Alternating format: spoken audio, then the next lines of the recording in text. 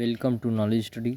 आज हम बात करेंगे वर्मी कंपोस्ट कैसे बनाया जाता है। सबसे पहले कच्चा गोबर को इकट्ठा कर लेना है। इकट्ठा करने के बाद 5 से 6 दिन तक पानी ऐसे ही डालना है रोजाना, और बीच बीच में आप इसकी गुड़ाई करते रहें, यानी पलटाई करते रहें, जिससे जो मीथेन गैस रहती है वो निकल जाएगी, तो केचुए मरेंगे नहीं। तो पानी डालते हैं, ऐसा पूरा ठंडा करना है इसको। मैंने 5 दिन से लगातार पानी दिया है और इसकी पलटाई किया हुआ है। वर्मी कंपोस्ट बनाने के लिए सबसे अच्छा रहता है 10 से 15 दिन पुराना गोबर। ताजे गोबर में मीथेन अधिक मात्रा में पाया जाता है और गोबर अधिक गर्म होता है, जिससे हमें इसे ठंडा करने के लिए अधिक पानी की आवश्यकता पड़ती है। गोबर ठंडा हो गया या नहीं, ये हम हाथ से चेक कर सकते हैं। इसके अंदर पहले छोटा सा गड्ढा बनाना है, फिर उसके अंदर हाथ डालकर चेक करना है गोबर ठंडा है या गर्म। अगर गर्म लगे तो पानी डालते रहना है और पलटाई करते रहना है। जैसा कि हम चेक कर पा रहे हैं, ये ठंडा हो चुका है, यह टंकी में डालने के लिए तैयार हो चुका है। ठंडा गोबर को फावड़े और तसले की मदद से हम टैंक को पूरी तरह से भर देंगे। तो जल्दी से भर देते हैं। जैसा कि आप लोग देख पा रहे हैं, ये टैंक पूरी तरह से भर चुका है। अब इसमें हम पानी डालेंगे ताकि ये पूरी तरह से सेट हो जाए और जितना बैठना हो नीचे ये बैठ जाए। वर्मी कंपोस्ट खाद तैयार करने में शुरू से लेकर अंत तक सारा खेल पानी का ही होता है। कब देना है, कब नहीं देना है, ये दोनों बातें महत्वपूर्ण हैं। पानी डालने के पश्चात देखिए कितनी अच्छे तरीके से गोबर सेट हो चुका है। वर्मी कंपोस्ट जैविक खेती का अभिन्न अंग है, जो रासायनिक उर्वरकों जैसे यूरिया, डीएपी और पोटास का वैकल्पिक रूप है। अब बारी आती है इसमें केचुआ डालने की। हमारे पास पहले से ही केचुआ मौजूद है। यह केचुआ मिट्टी में सर्वाइव नहीं कर पाता है, इसलिए इसे मिट्टी में नहीं डालना चाहिए, अन्यथा ये मर जाएगा। मिट्टी खाने वाला केचुआ दूसरा होता है, जो हमारे खेतों में पाया जाता है, वो अलग होता है। जो बरसात के समय में हमें रेंगते हुए दिखाई देते हैं, वो मिट्टी खाने वाले केचुए ही होते हैं। उन्हें पकड़कर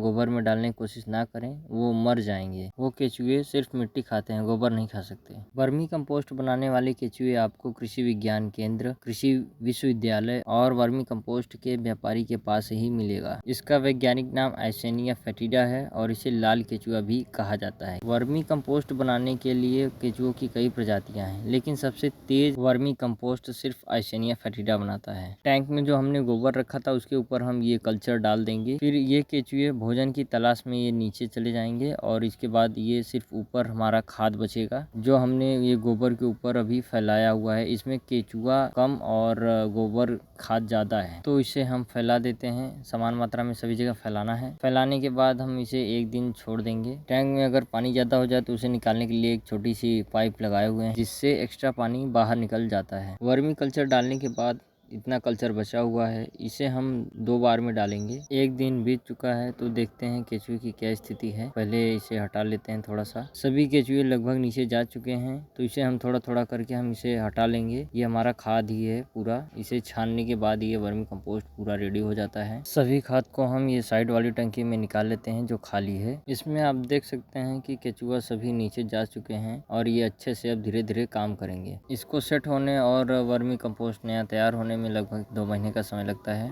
हमने जो कल्चर से खाद निकाला हुआ है, ये साइड में टंकी वाले में निकाला हुआ है, और जो बचा हुआ कल्चर है इसी प्रकार से फैला देंगे। फैलाने के बाद फिर वापस इसमें जब केचुए नीचे चले जाएंगे, तब हम दोबारा इस खाद को इसी टंकी में निकाल लेंगे। ये हमारी पहली नई वर्मी कंपोस्ट की हार्वेस्टिंग है, जो हमने अभी टैंक में डाला हुआ था। थोड़ा थोड़ा ही निकलता है, तो इसे हम हाथ से ही निकाल लेते हैं। खाद को टंकी से निकालने के बाद हम इसकी छनाई करते हैं। छनाई करने के लिए झन्ना रखा हुआ है, इसके ऊपर डाल देंगे।